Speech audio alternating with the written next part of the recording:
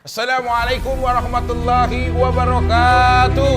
Dulu, namanya identik dengan sensasi, tawanya keras, gayanya meledak-ledak, tapi hari ini, ia berbicara tentang puasa dan bukan sekadar puasa, melainkan makna yang membuat orang terdiam ketika Vicky menyampaikan tentang menahan diri, tentang memperbaiki hati. Lalu penjelasan itu dibedah dan diperdalam oleh Ustadz Adi Hidayat. Suasana berubah. Bagi setiap individu muslim. Satu. Dua, saya cepat. Ramadan juga disiapkan oleh Allah untuk membentuk ketakwaan sosial. Dan yang ketiga, membentuk karakteristik manusia yang bersyukur kepada Allah Subhanahu wa taala. Ketakwaan personal, ketakwaan sosialnya ada di ayat 187 dan karakter syukurnya ada di ayat 185. Itu saja akan kita bedah di kesempatan kali ini. Yuk kita langsung ke segmen pertama, ceramah Vicky Prasetyo, tentang puasa. Dan dilanjutkan dengan pembahasan yang lebih dalam lagi, oleh Ustadz Adi Hidayat.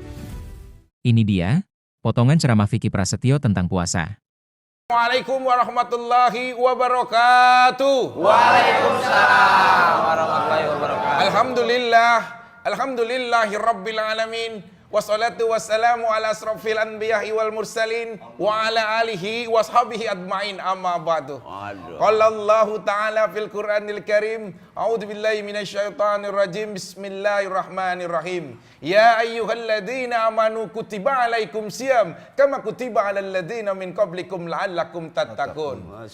Berpuasa bukan saja menahan lapar, haus atau dahaga, tapi lebih membentuk bagaimana pribadi untuk menjadi kita beribadah seutuhnya kepada Allah Subhanahu wa taala. Masya Allah, cakep. Bagaimana cara membentuk sebagai seorang muslim yang baik? Semangatnya selalu tertanam manjada wajadah, kesabarannya selalu tersirat man sobaro jopiro, dan langkah waktu disiplinnya al waktu asmanu mina jahabi, serta lidahnya selalu terjaga la tatakir manduna kaila falikul isain mazid. Masya Allah. Ustadz Adi Hidayat menjelaskan lebih detail lagi. Berikut, penjelasan beliau tentang puasa. Dalilnya, Quran surah kedua ayat 183. Ya ayyuhalladzina amanu kutiba alaikumussyam kama kutiba alal ladzina min qablikum la'allakum tattaqun. Nah, ketika menunjuk tattaqun itu menggunakan kata kerja kedua. Nanti saya bedah. Ya. Jadi supaya kalian kan ke kita. Jadi Allah mengkhitab kita secara personal. Aku siapkan puasa ini, ya, dan dipanggilnya nanti untuk semua tanpa kecuali. Nanti saya detilkan. Tujuan dasar pokoknya supaya membentuk karakteristik ketakwaan personal bagi setiap individu muslim. Satu. Dua, saya cepat. Ramadan juga disiapkan oleh Allah untuk membentuk ketakwaan sosial. Jadi bukan sekedar secara pribadinya menjadi lebih baik, tapi ternyata kebaikan personal ini baru punya nilai optimal dalam pandangan Quran jika auranya sudah mampu ditebarkan ke lingkungannya. Karena itu puasa nggak biasa nanti desainnya. Ya, nanti akan melatih kita saat yang bersamaan untuk berinteraksi secara sosial dan mengoptimalkan semua karakter sosial kita. Sehingga goalnya akan terlihat bukan hanya dengan Allah yang punya hubungan baik. Jadi kalau dengan Allahnya baik, dengan manusianya tidak baik, belum sempurna Ramadannya. Dan yang ketiga, membentuk karakteristik manusia yang bersyukur kepada Allah Subhanahu wa taala. Ketakwaan personal, ketakwaan sosialnya ada di ayat 187 dan karakter syukurnya ada di ayat 185. Itu saja akan kita bedah di kesempatan kali ini. Saya akan coba optimalkan di 45 menit ke depan, 15 menitnya kalau ada sekiranya yang Anda ingin sampaikan atau kita diskusikan, kita bisa optimalkan di sisa waktu itu. Saya bisa menulisnya. Baik, kita mulai sebentar. Bismillahirrahmanirrahim. Pelan-pelan. Jadi yang pertama, kita mulai dari segi ketakwaan personal. Ya. Takwa secara personal. Dalilnya Quran surah kedua ayat 183. Pelan-pelan. Ya ayyuhalladzina amanu kutiba alaikumus siyam kama kutiba alal ladzina min qablikum la'allakum tattaqun. Apa yang dimaksud dengan ketakwaan personal? Ini dulu. Bapak Ibu teman-teman sekalian, bila terdapat kata takwa di dalam Al-Quran, itu setidaknya disebutkan derivasinya sebanyak 240 kali. Nah, desainnya terbagi pada 3 bagian.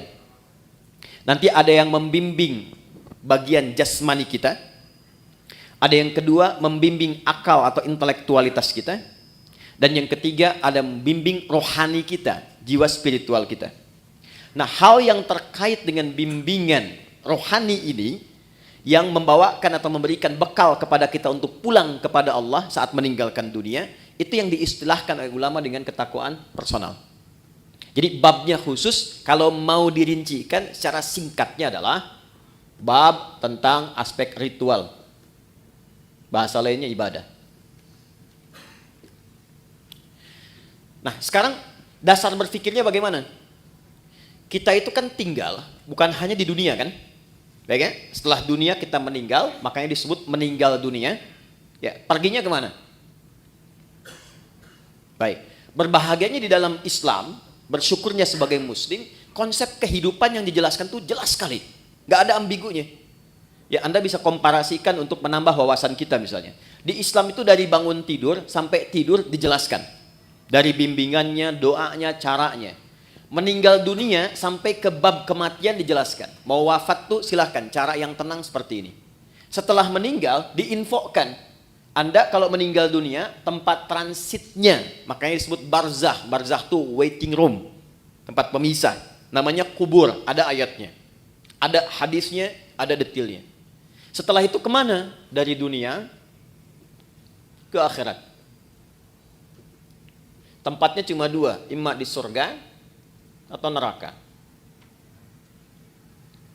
Ini tempat menunggunya disebut barzah, alam pemisah. Alamnya disebut barzah, tempatnya disebut dengan kubur. Jelas semua. Ayat, hadis, dalil, lengkap. Nah, sekarang pertanyaannya, kalau kita di dunia saja berkehidupan butuh bekal, Anda nggak mungkin datang ke kantor ini tanpa bekal. Dan di sini pun bekerja mencari bekal kan? Dan kita kadang-kadang tugas, apalagi di EP kan? Tugas misalnya, keluar, eksplorasi. Di setiap tempat kan punya aturannya sendiri ya. Datang ke Amerika, mata uangnya sudah beda, currency-nya sudah lain. Bekalnya sudah berbeda. Nah sekarang, kalau kita meninggalkan dunia, bekalnya apa? Sedangkan yang kita kumpulkan di dunia itu nggak akan dibawa, ke barzah aja nggak dibawa. Ya, ada di antara kita yang dikubur bawa handphonenya. Kalau saya kangen nanti miss call aja, kan nggak bisa kan? Ya pakaian aja kan ganti kan? Ganti loh. Teman-teman masih pakai seragam tuh, ya kan? Seragamnya saat ke alam kubur kan beda kan? Ya kan? Nggak ada kantongnya loh Pak. Boleh dicek nanti tuh, ya? Kainnya cuma 2, perempuan tambah 1, kerudungan, ya kan?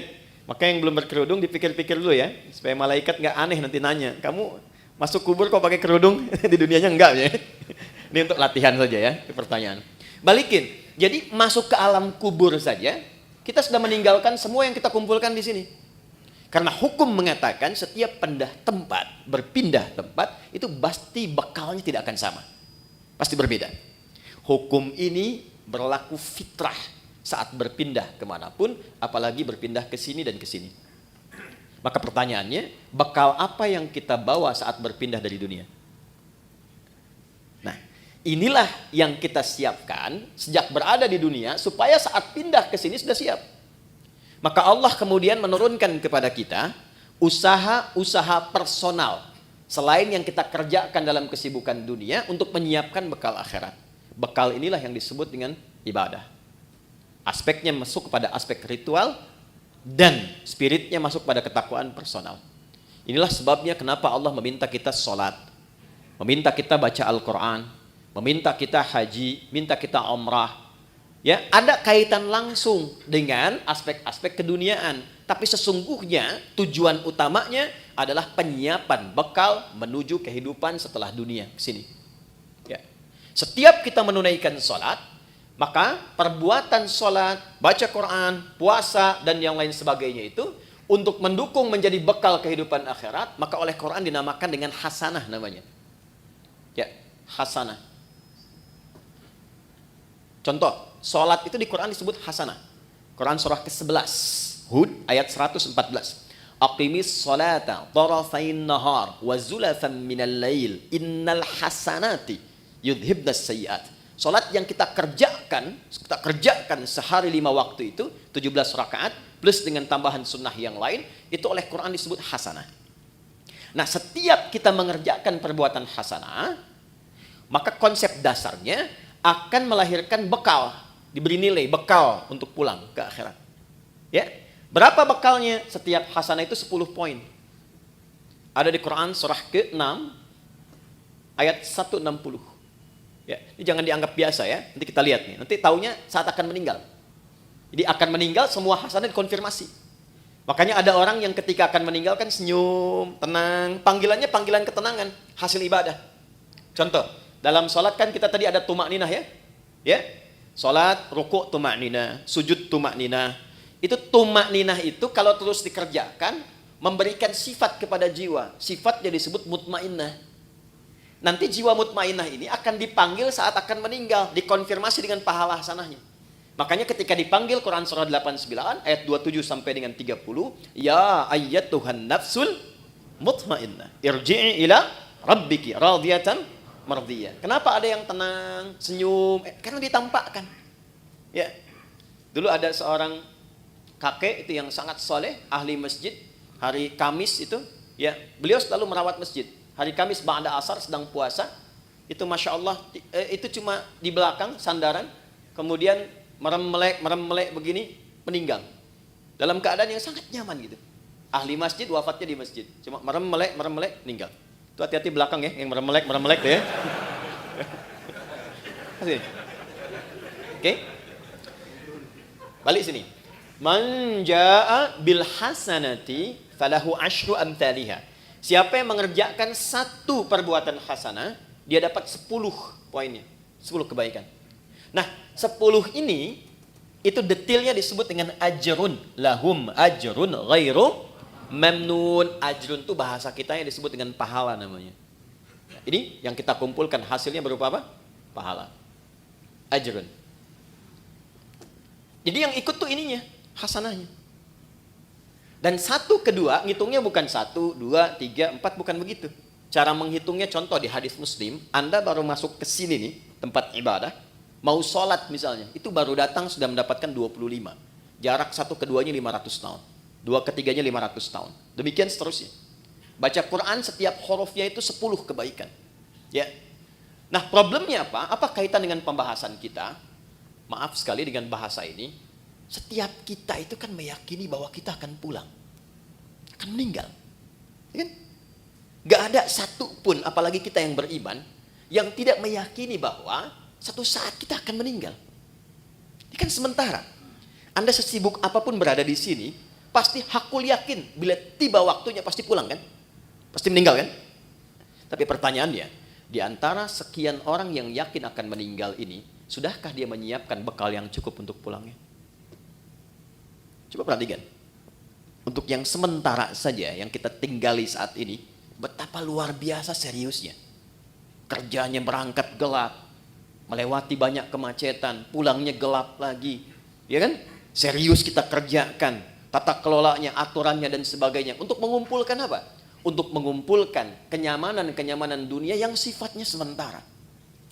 Bila tiba waktunya, rumah yang sudah dikumpulkan jadi mewah itu, kendaraan yang luar biasa, pakaian yang bagus-bagus. Pada akhirnya ketika pulang, kan nggak bisa dibawa ke sini pun. Mau pindahan rumah cuma 2 kali 1. Sementara yang ada sekarang sudah dikumpulkan begitu besar. Karena memang bekalnya berbeda. Jadi konsep Quran itu, ingat, konsepnya itu sangat luar biasa. Hei, kamu mesti sukses dunia, akhirat pun bahagia juga. Makanya hasanah itu oleh Allah dibagi 2. Ada konsepsi dunia, ada akhirat. Ya. Quran surah kedua Al-Baqarah ayat 201. Wa minhum may yaqulu rabbana atina fid dunya hasanah wa fil akhirati hasanah. Jadi keseimbangan dalam Islam itu Allah nggak menginginkan kejar akhirat, dunia lupakan, tidak. Karena mencari akhirat itu tempatnya di dunia. Tapi jangan sampai juga terjadi, maaf, dunianya luar biasa, akhiratnya nestapa. Nanti kita akan temukan pengaruh-pengaruh ibadah ini, ada yang terkait dengan dunia, tapi pokoknya adalah akhirat. Ini gambaran pertama. Nah, kenapa puasa? Kenapa puasa? Karena dari sekian kita beraktivitas, sekian lama diberikan waktu berkehidupan, kadang-kadang kebanyakan manusia lupa dengan tujuan berkehidupannya sehingga tidak siap untuk pulang. Contoh, kemarin di Pondok Indah saya sama-sama menghitung. Ini rata-rata usia berapa ya? Kita ambil 40 lah ya. Ya, entah ke atas atau ke bawah, 40 ya. Konsepnya begini aja, 40. Ya, 40 tahun itu kalau kita potong sedikit untuk tidurnya kira-kira berapa tahun? Akumulasi setengahnya lah ya. Dari mulai berkehidupan, tidur siang, tidur malam, kurangi 20 tahun. Jadi yang digunakan aktivitas 20 tahun. Oke. Dari 20 tahun ini yang dipakai ibadah berapa tahun? Kurangi kerja, makan, macam-macam. Ambil setengahnya ya. Jangan terlalu pesimis lah. Ambil 10 lah. Nah, ini yang dipakai sholatnya, ibadahnya, macam-macam. Dari yang 10 tahun ini, yang ibadah, yang ikhlas berapa tahun? Kan konsep diterimanya kalau ikhlas kan? Wa ma umiru illa liya'budullaha mukhlishina lahuddin. Ambil 5 tahun lah ya. Jadi usia 40 tahun itu amalan potensial yang dibawa untuk pulang 5 tahun. Potensial. Ya kan? Dan ingat energi potensial kan ada kaitan dengan H juga kan? MGH kan? M dikali G kali H kan? Ya kan? Bukan cuma gravitasi dunia tapi harus ada keseimbangan akhirat kan? Halo? Betul ya? Baru jadi kinetik kalau ada itu baru kan setengah M dikalikan V kuadrat kan? Tambah kedua jadi mekanik kan? Baik. Kita balik ke sini. Dari 5 tahun yang ikhlas nih, maksiatnya berapa tahun? Udah kebayang ya sekarang ya? Dan harapannya kan ke sini surga Firdaus kan? Bersama Nabi kan? Bekalnya mana? Itulah yang menjadikan sifat Rahman dan Rahimnya Allah diaktualisasikan kepada kita dalam wujud Ramadan itu. Allah menginginkan sekalipun waktunya terbatas, tapi dengan kasih dan sayangnya diinginkan oleh Allah setiap hambanya yang beriman itu punya peluang yang tinggi untuk mendapatkan rahmat Allah di akhirat berupa surga. Maka didatangkanlah setiap tahun 12 bulan itu dari sekian kesibukan 30 hari khusus untuk meningkatkan ketakwaan personal ini sehingga meningkatkan peluang-peluang untuk mendapatkan rahmat di akhirat. Kenapa wujudnya puasa? Karena puasa adalah desain satu-satunya yang menjadikan setiap manusia mudah meningkatkan amal soleh. Satu, Anda kalau tidak sedang puasa, jangankan sholat sunnah, maaf, sholat fardu pun kadang terlambat. Dan kesannya biasa. Nanti lihat saat puasa, jangankan sholat fardu, ketinggalan sunnah, gelisah. Lihat awal pertama Ramadan nanti, ya, para ibu bahkan sudah maaf sekali, ya, sudah mulai memesan tempat, membuk tempat-tempat saf pertama dengan sajadah itu. Dan itu bukan ngejar sholat fardu, ngejar tarawih. Dan tarawih sunnah kan? Ya kan? Anda keluar dari sini, ada yang minta, belum tentu diberi. Tapi saat puasa, yang tak kelihatan mata itu ditanya. Berapa fakirnya, berapa miskinnya, berapa yatimnya. Dikumpulkan.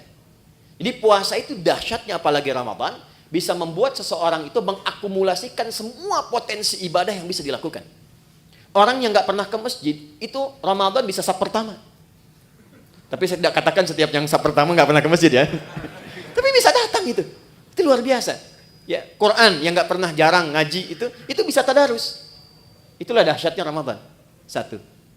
Yang kedua, ketika seseorang sudah mulai mendapati Ramadan, apalagi dia serius dia bekerjakan itu, maka potensi-potensi maksiat yang mengikis kebaikan-kebaikan itu bisa dijaga, bahkan ditekan dan dihilangkan saat Ramadan. Seorang yang pemarah sekalipun, itu bisa libur marahnya Pak. Ada pemarah jam 5:30 dicaci maki. 30 menit lagi buka. Jam 6 buka, 5:30 caci maki. Dia nggak balas, dia diam aja. Istrinya heran, dia tanya, kok nggak balas Pak? Ntar habis maghrib. Bisa tahan. Ya. Karena konsepnya demikian, minimal dia takut batal puasanya, dia melatih dirinya dari sejak awal. Korupsi bisa libur tuh. Ya. Sogok menyogok bisa libur, takut batal. Ya. Itu konsep dasar pertama, kenapa dimunculkan puasa? Karena panggilannya ketakwaan personal, di bagian pertama. Jadi secara singkat begini, di balik kesibukan dunia yang kita kerjakan, sekali-kali Allah minta kita sadar, hei ingat kamu akan pulang. Kalau memang belum bisa mendapatkan yang optimal, optimalkan Ramadan. Karena itulah saya cepat langsung ke ayatnya. Ini kalau waktunya panjang, saya bisa detilkan dari setiap huruf Quran. Contoh, waktunya panjang, cuman kesempatannya ini. Yuk, masuk ke Al-Baqarah 183. Saya ambil contoh singkat saja. Ya ayyuhalladzina amanu. Saya ambil satu ini saja. Itu kalimat. Ya disebutkan 361 kali dalam Al-Quran. Itu menunjuk panggilan. Bisa panggilan dekat, menengah, dan jauh. Nidaul qarib, mutawassit, wal ba'id. Huruf panggilan di gramatikal bahasa Arab itu ada 14. Tapi yang di Quran digunakan hanya ya. Pemanggil dekat, menengah, dan jauh. Ayyuha disebutkan 150 kali dalam Al-Quran. Ayyunya berfungsi menguatkan pesan, haknya mengingatkan. Alladzina disebutkan sebanyak 1080 kali dalam Al-Quran. Panggilan mencakup semua tanpa kecuali. Laki-laki, perempuan, besar, kecil, dan semua status keduniaannya. Perhatikan baik-baik. Betapa satu huruf ini kesannya luar biasa. Khusus untuk Ramadan. Panggilannya dibuka dengan ya ayyuhalladzina amanu, seakan-akan Allah ingin memberikan pesan yang kuat. Hei semua hambaku, laki-laki, perempuan, besar, kecil, yang merasa beriman. Terlepas dari tingkat keimanan kalian beda-beda. Ada yang imannya kuat sehingga merasa dekat dengan Allah. Konfirmasi iman kuat itu begini. Kita kalau ingin ukur iman kita kuat atau lemah, ya nanti ukurannya di Quran surah ke-8. Ayat yang kedua contohnya. Innamal mu'minuna alladzina idza dzukirallahu wajilat qulubuhum. Insan beriman yang sejati itu ukurannya kalau dipanggil disebutkan nama Allah, itu ada getaran di hatinya, mengonfirmasi. Karena itu diperdengarkan nama Allah setiap hari 5 kali, setiap pergantian waktu di telinga kita. Telinga itu bahasa Arabnya udun. Jamaknya disebut adzan. Maka diperdengarkan dalam adzan lafaz Allah, Allahu akbar, Allahu akbar. Nah, teman-teman merasakan nggak waktu ada panggilan itu di hati itu ada getaran kan? Allahu akbar, Allahu akbar, ada getaran kan? Nah, itu konfirmasi iman. Kalau kemudian itu direspon dan sadar saat dipanggil, misal subuh 4.35 dipanggil, Anda masih tidur. Allahu akbar, Allahu akbar, Anda langsung bangun, ya Allah sudah adzan, wudu, siap-siap sholat. Nah, ini menunjukkan iman Anda standar. Masih charter tuh. Standar. Ya, Anda jam kerja jam 7 di sini, masuk jam 7, standar kan? Ya kan? Tapi yang hebat tuh begini, dipanggil 4.35, jam setengah 4 sudah bangun. Ada yang begitu. Ya, itu isyarat misal di Quran surah ke-4 ayat 103. Inna salata kanat 'alal mu'minina kitaban mauquta. Insan beriman tuh tahu waktu salat karena tahu dia siap-siap sebelum dipanggil. Itu yang hebat. Nah, maka orang-orang yang standar itu yang menengah jaraknya. Ya, hei yang menengah, yang kalau dipanggil baru datang. Ya? Atau yang merasa imannya kuat. Sebelum dipanggil sudah siap-siap. Ada yang lemah, dipanggil 4.35, dia baru bangun 5.34. Pun belum ingat sholat. Ya. Tapi dahsyatnya dalam Ramadan, di hari pertama dipanggil, Allah tidak melihat semua tingkat keimanan itu. Allah panggil semua dengan satu huruf yang sama. Seakan-akan mengatakan begini, aku tidak peduli betapa tingkat iman kalian. Maka di detik ini aku panggil semua tanpa kecuali. Yang lemah aku kuatkan, yang menengah aku dekatkan, yang dekat pun aku tambahkan kekuatan kembali. Itulah yang menjadikan semua kita tanpa peduli karakteristik imannya, parameter tingkat rendah dan tingginya. Coba lihat, bukti ayat ini. Di awal Ramadan semua semangat. Lihat nanti, hari pertama Ramadan. Ya, kita insya Allah tanggal berapa nanti? Tanggal 1 Ramadan, ya, 1 Ramadan. Yang kemungkinan Masehinya nanti saya sampaikan belakangan saja, ya, belakangan saja. Tapi insya Allah sama 1 Ramadan. Pas 1 Ramadan, malam tarawih, itu semua akan kumpul di masjid. Terlihat, nggak peduli apakah dia jarang ke masjid, apakah dia jarang berjamaah, itu bisa kumpul semua. Tapi problemnya adalah Allah turunkan rahmat itu hanya di awal untuk memberikan sebuah bekal dasar. Nah, apakah kita mampu menjaga itu atau tidak sampai akhir itu kembali kepada manusianya masing-masing. Itulah sebabnya butuh tarhib. Kalau nggak disampaikan dari tarhib, itu bisa terjadi kemajuan. Anda awal sampai 10 saf, hari kedua maju 9, 3, 8, ya. Terus sampai dekat mudik kosong kan? Ya. Dan itu selalu diingatkan sebelum Ramadan, tapi kejadian terus gitu.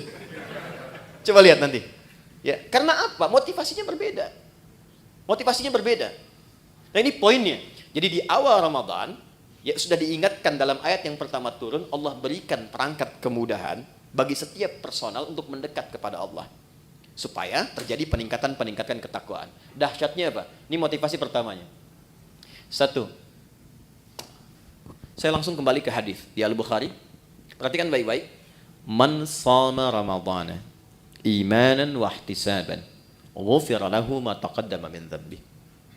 Masuk malamnya, hadis yang sama, beda diksinya. Man qama Ramadhana imanan wa ihtisaban ghufira lahu ma taqaddama min dhanbi. Karena pertama kali masuk Ramadan kita ibadah malam, salat, disebut dengan qiyam, pekerjaannya disebut dengan qama. Perhatikan anugerah besarnya saat Ramadan. Dari alladzina dipersonifikasi jadi man. Kalau man itu sudah ke personalnya. Kalau alladzina masih umum. Siapapun dari yang banyak ini, malamnya memulai dengan menyiapkan diri untuk menunaikan tarawih. Man qama Ramadhana, khusus Ramadan, bukan yang lain. Imanan, karena panggilan imannya merespon seruan Allah. Di Allah panggil, ya ayyuhalladzina amanu, Anda datang dengan iman itu. Jadi bukan karena orang lain tarawih Anda ikut. Bukan karena imamnya bagus saya ke situ gitu. Bukan. Karena kesadaran bahwa selama ini saya sibuk, jarang nyari akhirat. Selama ini orang sudah menghafal Quran, saya baca aja belum punya waktu. Selama ini orang tahajud, saya masih kejar kerja lagi, dapat meninggal bekal belum siap.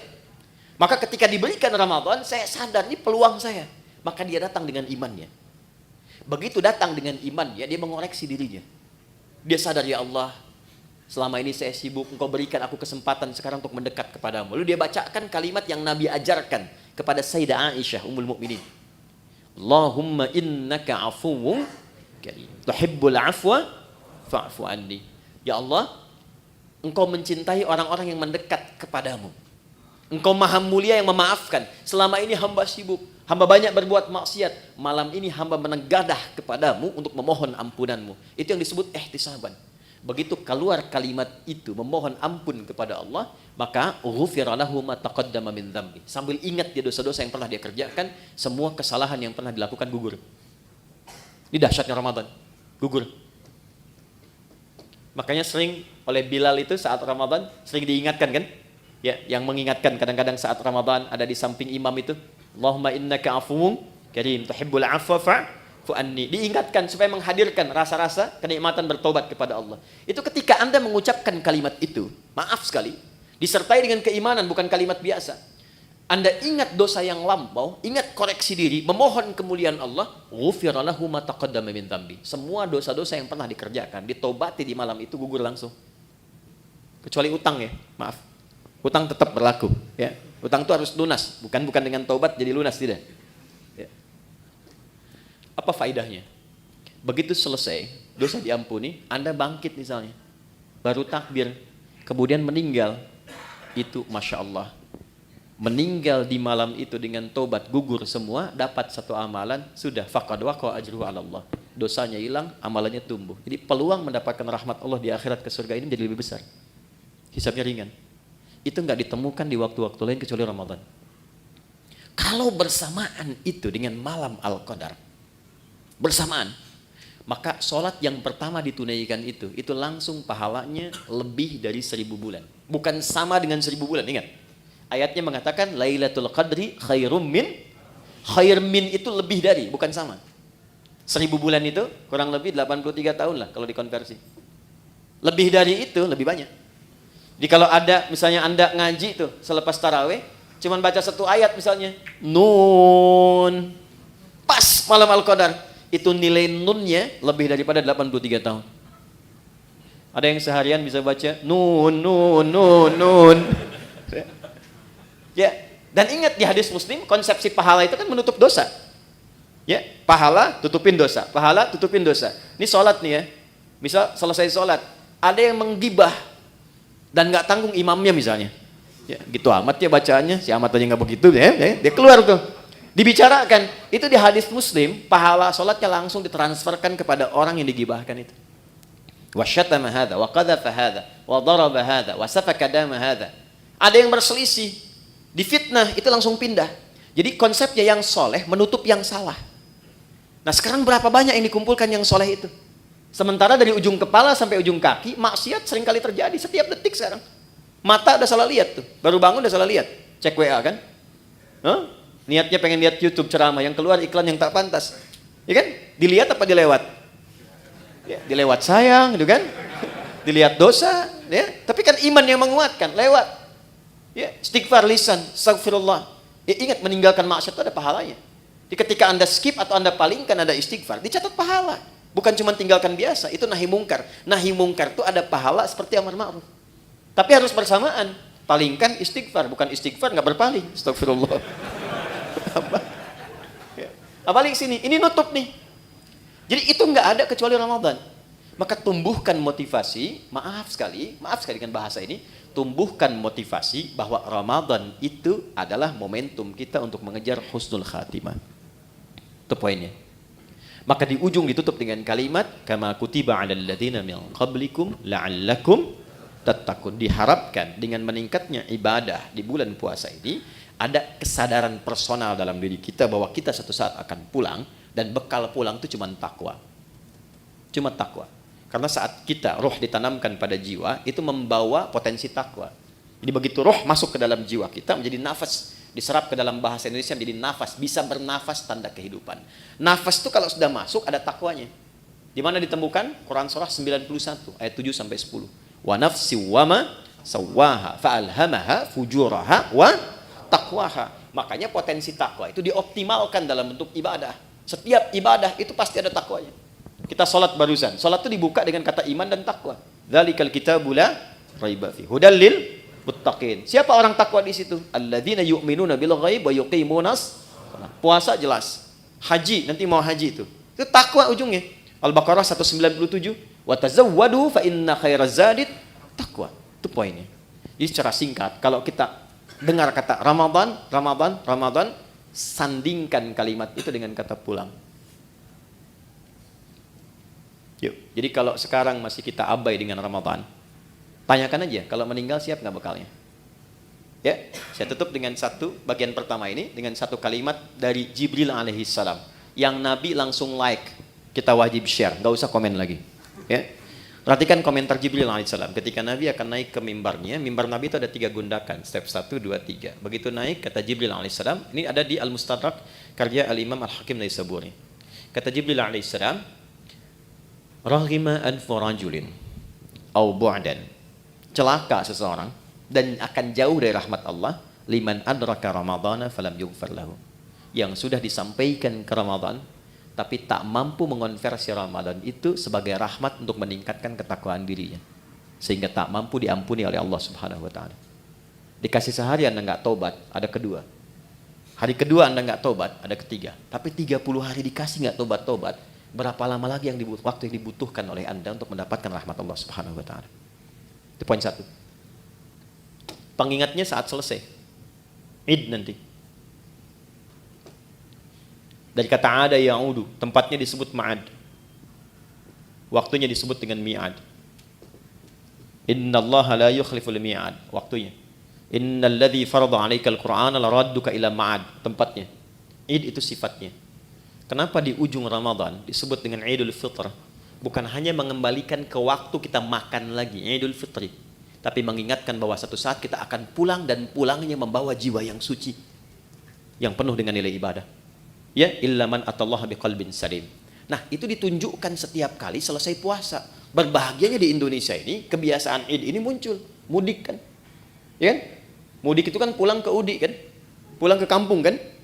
Dan yang pulang itu berani pulang kalau punya bekal.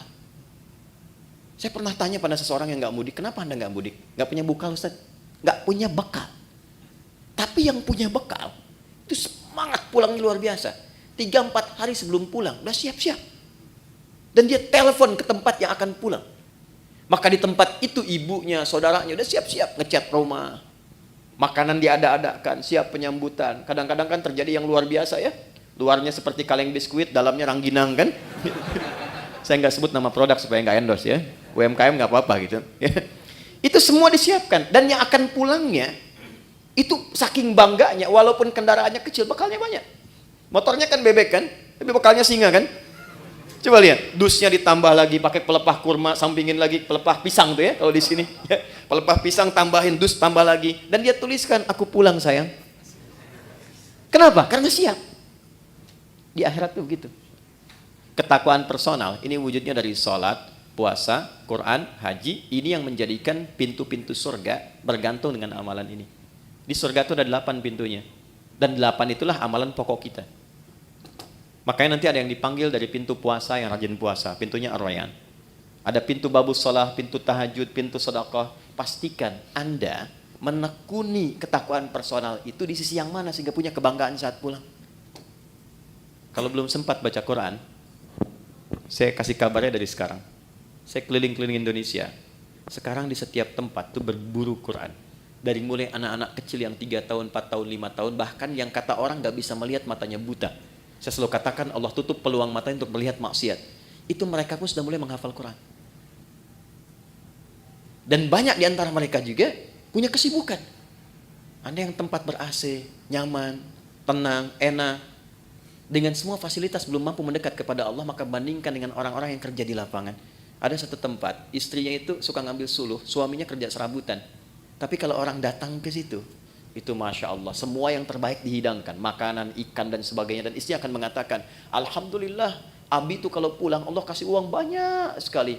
Berapa sebulan? Ya kalau nggak 500, 700 ribu. Tapi tahu kan Anda, istrinya hafal Quran 30 juz dan suaminya 7 riwayat. Dan mereka bekerja dalam diam. Dunianya hasanah, dan mereka menyiapkan akhirat yang sangat dahsyat untuk pulangnya. Karena di antara yang diparadekan oleh Allah untuk pulang itu, dan diperintahkan malaikat berjajar di setiap pintu surga menyambut, itu ahli Al-Quran. Makanya Ramadan kita punya kebiasaan mendalami Al-Quran, salah satunya untuk itu. Nah, jadi kita lihat spirit pertamanya itu. Jadi nanti saat akan ke Ramadan, siapkan agendanya dari sekarang. Ini kurikulum yang Nabi ajarkan. Ya, mohon maaf dari sekarang. Rencana mau berapa juz khatam nanti? Mau berapa juz hafal? Jangan tanggung, 30 juz pasang target hafal Quran. Maksud saya begini, kalau target 30, nyangkutnya kan jelas, 28, 27, kan 3 juz ya. Kalau cuma 1 juz kan targetnya, nanti nyangkutnya kan nggak jelas tuh ke bawahnya. Dari sekarang siapkan. 1, sedekahnya, ya. Kemudian sholatnya, sholat sunnahnya, dari sekarang bikin. Menunya keluarkan semua. Nanti checklist, minimal salah satu pernah dilakukan.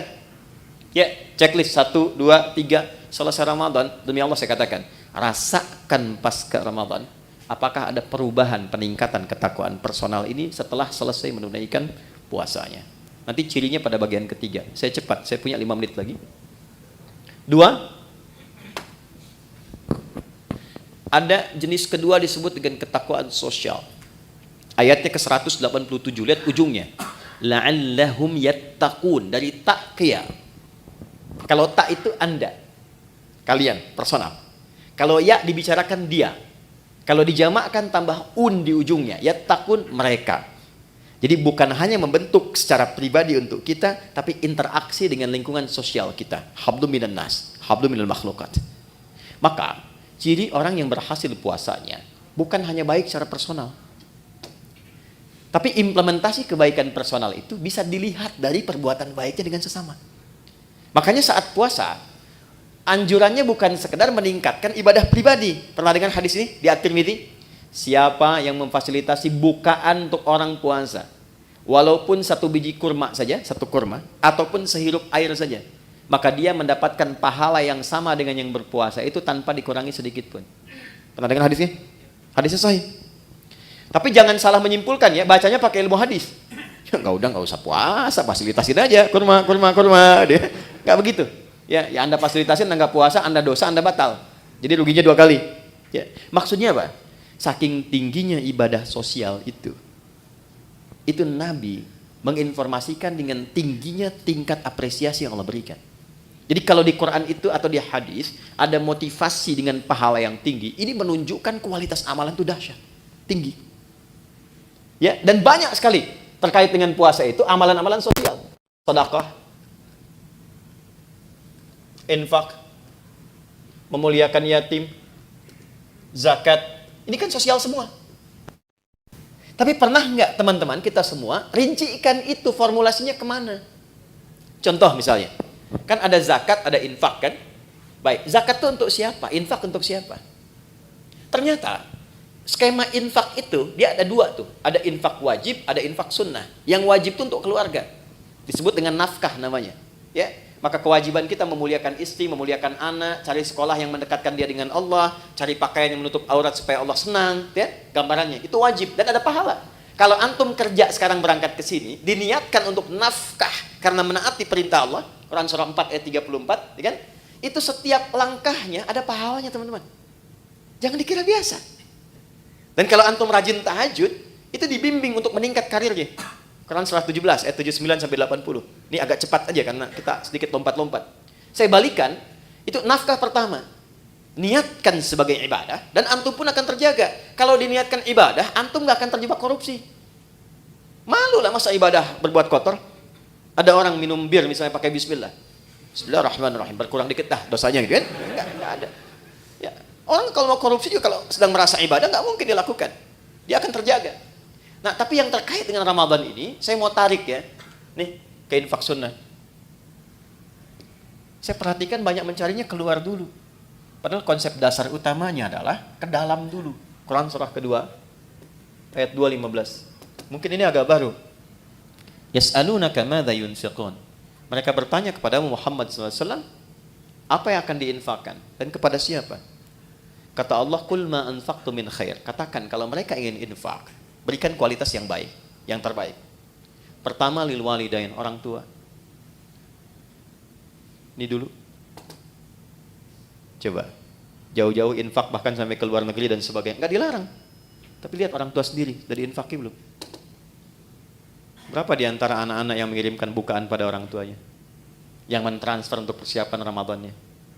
Itu disindir keras oleh Al-Quran di Quran surah 46 ayat ke-15.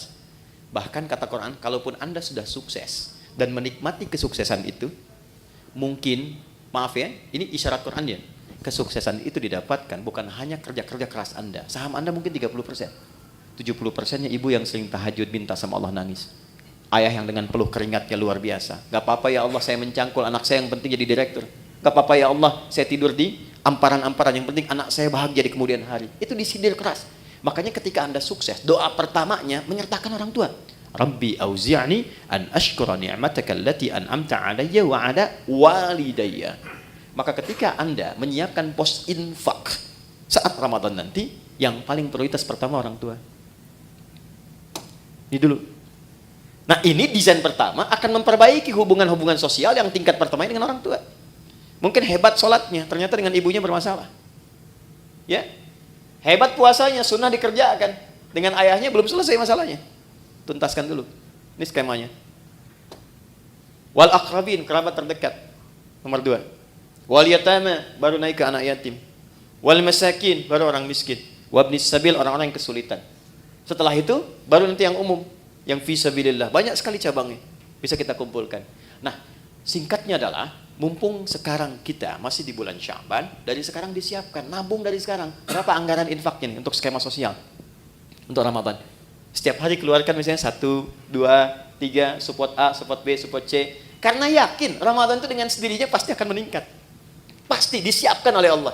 Pandai-pandai melihat berapa yang Allah siapkan untuk kita. Kalau sudah cukup di dalam rumah, Anda dapat gaji misalnya 20 juta. Kebutuhan di rumah 10 juta, tabungan 5 juta untuk ke depan, untuk anak-anak. Berarti 5 juta itu peluang ibadah Anda lewat harta. Optimalkan. Tinggal diatur nanti bagaimana penyalurannya saat Ramadan. Dan yang paling dahsyat, ada nanti skema yang ketiga, yang terakhir, sedekah. Yang sifatnya lebih luas lagi. Bukan hanya muslim, tapi sampai non-muslim. Sampai non-muslim. Anda bekerja kan di sini nggak semuanya muslim tuh. Pasti ada non-muslimnya. Nah, tebarkan aura Ramadan kepada teman-teman juga. Ya. Jadi begitu datang nanti bulan Ramadan, bisa dibikin skemanya untuk sedekah itu lebih luas sifatnya. Mungkin di antara anak mereka ada yang kesulitan, bisa diberikan bantuan SPP-nya. Gitu kan? Ada di antara mereka yang tertarik dengan Islam, berikan kemudian pendalaman dengan buku-buku keislaman. Biayanya boleh dari skema ini. Bahkan nanti bisa dari zakat yang mu'allafati qulubuhum. Ya, Anda mau buka berbagi, makanan kan banyak tuh. Kata Nabi berbagi, sampingnya mungkin tetangga non muslim, ajak. Anda mau buka bersama bareng-bareng nih ya, jangan yang muslim saja. Mungkin ada non-muslim tertarik, aja. Ya, ketika dia bertanya, ya, kok saya boleh ikutan? Sampaikan. Islam atau Quran yang mengajarkan saya untuk berbagi. Ya. Nanti hari kedua dia tanya lagi, hari ini Quran ngajarin lagi apa berbagi? Ini poinnya. Yang terakhir, yang ketiga, ya kita akhiri. Jika semua ini sudah bisa kita lakukan, maka semua latihan ini akan merubah kepribadian kita dan membentuk karakteristik yang baru pasca Ramadan. Gambarannya begini, maaf sekali, kalau teman-teman biasa makan, pakai ayam, pakai kerupuk, Ya, ini Ustaz Mubarak waktu pesantren tuh capruk, kecap kerupuk, ya. Saya satu pesantren dengan beliau loh. Kecap kerupuk, ya. Nah, setelah 30 hari, hari ke-31 ayamnya dikasih, kerupuknya nggak dikasih. Kira-kira komentar pertama apa? Mana kerupuknya? Karena sudah terbiasa kan? Baik. Ramadan kan kita dilatih. Kebiasaan sholat, biasa baca Quran, biasa berbagi, biasa mendekat, biasa evaluasi. Masa 30 hari melakukan itu nggak merubah karakter? Pasti akan ada perubahan. Ya, hal pertama yang didapatkan pasca itu, yang pertama ketenangan. Itu dulu. Jadi Allah itu kalau ingin merubah seorang hamba jadi lebih baik, hatinya ditenangkan dulu. Karena tenang ini kunci sejalannya. Hidup tenang, di rumah tangga kan tenang ya. Samara itu kan sakinah dulu, sakinah kan tenang ya. Di kaya pun kalau nggak tenang nggak enak. Coba pilih mana? Kaya tapi gelisah atau miskin tapi tenang? Nggak ada pilihan ketiga, jangan maksa. Saya tahu kaya dan tenang ya. Kaya tapi gelisah atau miskin tapi tenang? Jadi Allah itu kalau ingin merubah seorang hamba menjadi lebih baik, itu diberikan ketenangan dulu. Setelah tenang nanti baru diinstal. Dia pengen apa? Apakah ilmu, apakah harta atau kedudukan? Baru diarahkan. Anda kalau sholat, yang didapatkan kan bukan solusi dulu kan? Sebelum tanha anil fahsya'i wal munkar, ketenangan dulu. Makanya kalau orang itu kalau sudah sholatnya bagus, hatinya lebih tenang. Baca Quran juga begitu. Ya, jadi kalau Anda sedang gelisah, ibu-ibu itu jangan bikin status. Gak menyelesaikan persoalan. Ya, ini mendung di sekitaran bikin status. Mendung ya, yang gak menghentikan mendung kok. Ya. Kalau sedang gelisah, ambil wudhu, ngadap kiblat, ambil mushaf, baca Quran. Tenang hati. Walaupun solusi belum datang. Nah, Ramadan pun begitu. Ketika Allah ingin tanamkan hidayah pada seorang hamba, yang diberikan pertama ketenangan, lebih tenang pribadinya. Kedua, lebih nikmat dalam beribadah, lebih berkualitas, merasakan peningkatan kualitas dalam ibadah. Jadi ada kecenderungan ingin tambah, ada mulai rindu dengan tarawih, padahal mau berakhir, ya kan? Maka saat itulah kemudian tanda awal dari Allah bahwa hidayah telah ditanamkan dalam diri kita. Ketika ditanamkan pada diri itu, maka wujud yang terakhir yang Allah inginkan, walitukabbirullaha ala ma hadakum wa la'allakum tashkurun, membentuk pribadi yang lebih bersyukur. Apa itu syukur? Secara singkat, syukur adalah mampu mengonversi semua nikmat yang Allah berikan pada setiap tempat yang Allah kehendaki. Maaf, lisan ini fungsinya untuk bicara. Tapi Allah menginginkan bukan sekedar bicara, bicara yang baik-baik. Itulah syukur. Syukur dengan mata melihat yang baik-baik. Syukur dengan tangan menulis menggerakkan yang baik-baik. Maka orang yang lulus puasanya, puasa itu akan merubah kepribadian dirinya menjadi lebih baik sebagai syukur kepada Allah Subhanahu wa taala setelah menyelesaikan pelatihan selama 1 bulan itu. Karena dia mendapatkan syukur itu, maka dia coba mengekspresikannya dengan bertakbir. Itulah sebabnya hari pertama di bulan Syawal kita bertakbir, Allahu Akbar, Allahu Akbar, Allahu Akbar. Takbir itu ada 2 jenisnya. Ya, ada takbir perjuangan, ada takbir sebagai syukur. Nanti ada yang menambahkan ulama dengan takbir ibadah seperti dalam sholat. Takbir perjuangan itu saat berjuang, Allahu Akbar, Allahu Akbar, Allahu Akbar. Bung Tomo teriak Allahu Akbar, yang lain Allahu Akbar. Sampai di undang-undang kita nama Allah masuk.